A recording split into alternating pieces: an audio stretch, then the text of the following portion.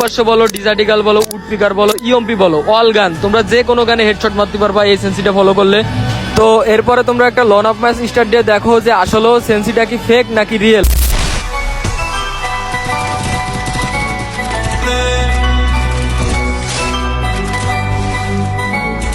তো এখন চলো এটা আমরা ট্রাই করে দেখি আমাদের কেমন হেডশট লাগে।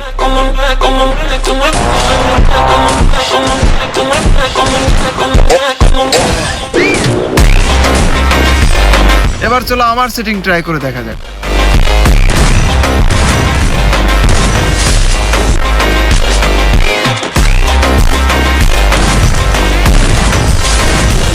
আমার ভালো ডিভাইস বলে আমার ফোনে ওই সেটিংটা ইউজ করার কারণে কিন্তু অতিরিক্ত ঘুরতেছে বা হেডশট লাগতেছে না, এম উপর দিয়ে চলে যাচ্ছে।